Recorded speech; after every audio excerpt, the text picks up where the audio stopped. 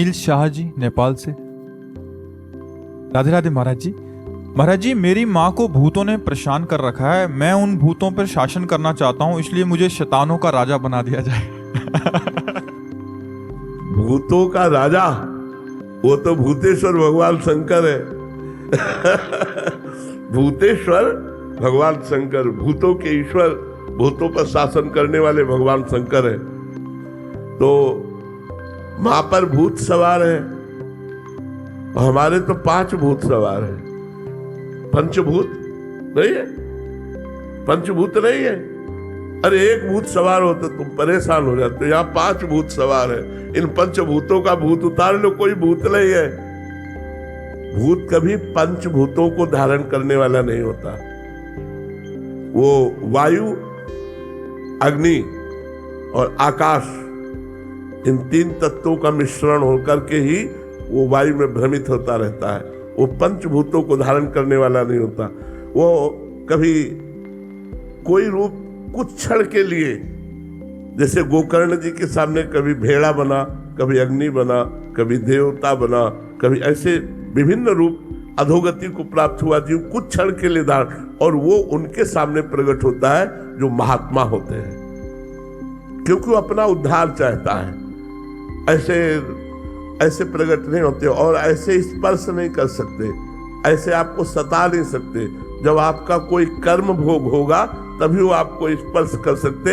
ऐसे हमको भी श्मशान में घूमे हैं, 20 वर्ष गंगा के किनारे घूमे हैं।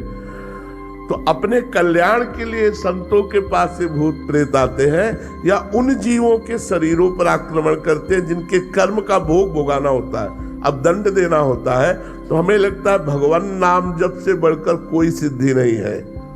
आज तक सैकड़ों मुलाकातें हुई हमारी, सैकड़ों मुलाकातें, लेकिन कभी भी कहीं भी एक बाल भी ऐसा। भाई जी महाराज समुद्र के किनारे भजन कर रहे थे, तो एक पारसी वेशभूषा में एक आदमी खड़ा, तो उनका बैठ जाओ साहब, क्यों खड़े हो? तो उनका डरना मत। तो उनका डरूंगा क्यों? बोले मैं मनुष्य नहीं हूं। तब बोले डर लगा, भाई जी को डर लगा, मनुष्य नहीं तो तू कौन है? बोले मैं भूत हूं। तो उनका क्यों आए हो?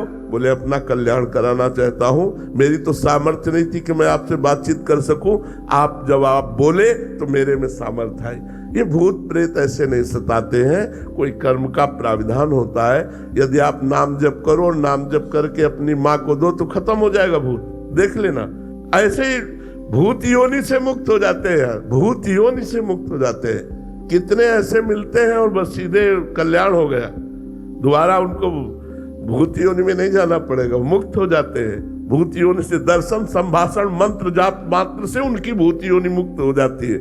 और जिनको भूत प्रेत सताते हो, भगवान नाम जप करके और जल का छींटा दे दो और भगवान नाम समर्पित कर दो, जड़ से भूत खत्म हो जाएगा, कभी भूत नहीं आएगा। तो इसलिए भगवान नाम जप में बड़ी सामर्थ्य है। शैतान का राजा मत बनो यार, अरे देवताओं के राजा बनने की कोशिश करो। हाँ, भगवान नाम जप करो, भगवान नाम जप से सब ठीक हो जाएगा।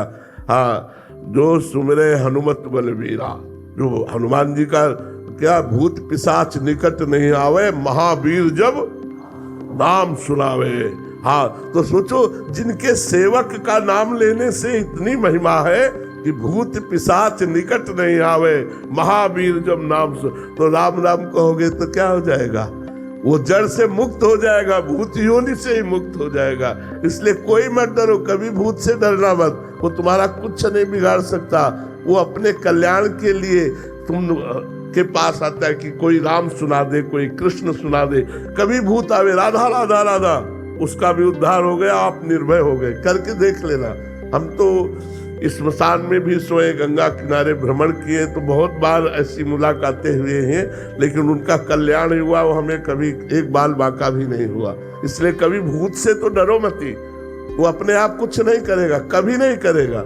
भूत योनि है, प्रेत योनि है, 84 लाख योनियों में है, लेकिन वो उसी को कष्ट देती है जो कर्म ऐसा बन गया, तो वो कर्म के अनुसार दंड देने के लिए भगवान उसे छूट दे देते।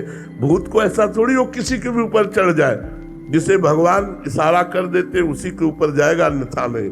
तो नाम जप करके जिसको भूत आता हो उसको जल पिला दो, उसके ऊपर जल छिड़क दो, निश्चित भूत उतर जाएगा। पक्की बात मान लो, ये प्रयोग की हुई बात कह रहा हूं।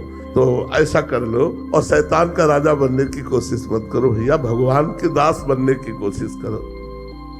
राजन गुप्ता जी मुंबई से, राधे राधे महाराज जी, आपके चरणों में कोटि कोटि दंडवत प्रणाम।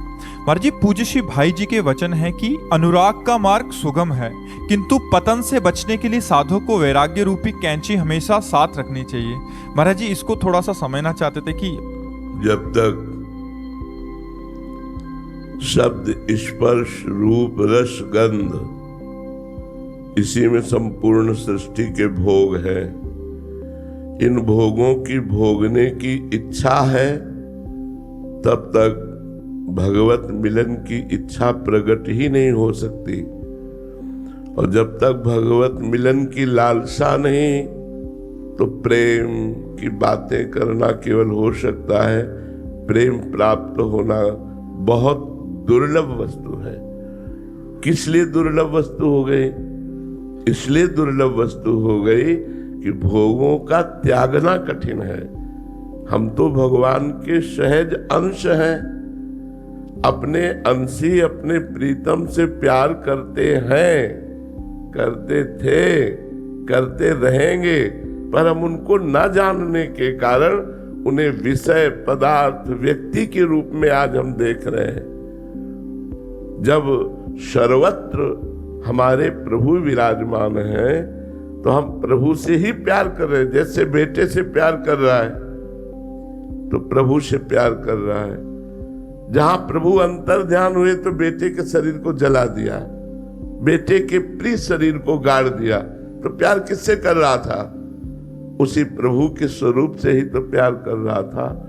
जो पदार्थों में, व्यक्तियों में, जगत में कहीं भी प्रीति है, ना जानने के कारण वो मोह, राग और आसक्ति के नाम से कही गई, ममता के नाम से कही गई, पर वहां प्रभु की सत्ता है।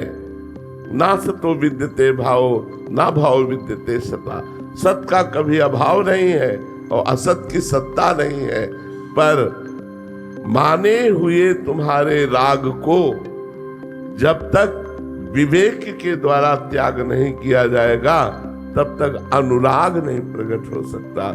इसीलिए भगवान श्री राम जी ने कहा, जननी जनक बंधु सुतधारा, तनु धन धाम सुहृद परिवारा, सबकी ममता ताग बटोरी, मम पद मनहि बांधि बर डोरी। अपने मन को जो ममता के छोटे छोटे बंधनों में फंसा हुआ है, इससे हटाकर मेरे चरणों में लगा दो। चाहे माता, पिता, भाई, बंधु, मकान, शरीर, जो भी जहां भी है, वहां से तुम राग रहित होकर मेरी भावना करो। हटाने का मतलब है ऐसा नहीं कि माता पिता परिवार से हम द्रोह कर ले या उदासीन हो जाए, ऐसा नहीं है। उन्हीं में हम भगवान की भावना करके सेवा करें। पुत्र में भगवान, पत्नी में भगवान, माता पिता में भगवान। तो जो हम राग और मोह कर रहे हैं वही अनुराग बन जाएगा। भगवत भाव होते ही हर विषय का सेवन करना पड़ेगा। गृहस्थ में हो, हर विषय का सेवन करना पड़ेगा, पर वो विषय भगवत प्रसाद रूप से, तो वही अनुराग की तरफ ले जाएगा। और जब विषय को विषय समझकर भोगा जाता है तो राग और आसक्ति होती है, और विषय को प्रसाद समझकर भोगा जाता है तो वही सर्व दुखों का नाश करके भगवत अनुराग प्रकट कर देता है। इसलिए संपूर्ण विषयों को, संपूर्ण संबंधों को भगवत स्वरूप में लीन करके निरंतर भगवान का नाम स्मरण करते हुए जब बढ़ा जाता है तो विराग्नि पैदा हो जाती है। अब कुछ अच्छा नहीं लगता उसे, ना खाना पीना का स्वाद अच्छा लगता है, न रिश्ते नातों के मिलन का हर्ष अच्छा लगता है, न पद प्रतिष्ठा रुपया पैसा की उन्नति अच्छी लगती है। उसके अंदर एक व्याकुलता पैदा हो जाती है। दरस बिन दुखन लागे नैन, कब मिलोगे? विरह कमंडल कर लिए वैरागी दो नैन, मांगत दरस मधु करी, छके रहे दिन रैन। रात दिन विरहाग्नि हृदय में जल रही, कैसे प्रभु मिलेंगे। और रूप माधुरी का पान करके भी वो नेत्र प्यासे रहते हैं। तन मन के बिछुड़े नहीं, चाह बढ़े दिन रैन, कबहु संजोग न मानही, देखें भरी भरी नैन। ऐसी स्थिति होती है। तो वैराग्य रूपी सिंहासन पर ही अनुराग रूपी राजा विराजमान होता है। यदि संपूर्ण भोगों से, संपूर्ण लोक लोकांतर के विषयों से वैराग्य नहीं, तो भगवत अनुराग नहीं हो सकता। मोह होगा, राग होगा, काम होगा, आसक्ति होगी, प्रेम नहीं। और जहां प्रेम प्रकट हुआ, तो जैसे बाज पक्षी के मैदान में उतरने पर कोई भी पक्षी नीचे चैन से बैठा नहीं दिखाई देगा, हलचल मच जाएगी, सब भाग जाएंगे। ऐसे ही प्रेम बाज के उतरते ही काम, क्रोध, लोभ, मोह, मद, मत्सर, ईर्ष्या, द्वेष, जितना ये सब समुदाय है, ये सब भाग जाता है। हृदय निर्मल हो जाता है और सच्चिदानंद भगवान अपने रूप माधुरी का उसे पान कराने के लिए उसके हृदय में ही प्रकाशित हो जाते हैं। इसलिए परम पूज्य श्री भाई जी महाराज ने कहा कि प्रेम दुर्लभ नहीं है, कठिन बात है विषयों का राग त्यागना, कठिन बात है देह भाव का कर्ता भोक्ता भाव त्यागना। ये त्याग दिया तो भगवान से प्रेम होना सहज है, क्योंकि भगवान हमारे हैं। ये संसार न कभी हमारा था, न है, न रहेगा। भगवान थे, हैं और रहेंगे।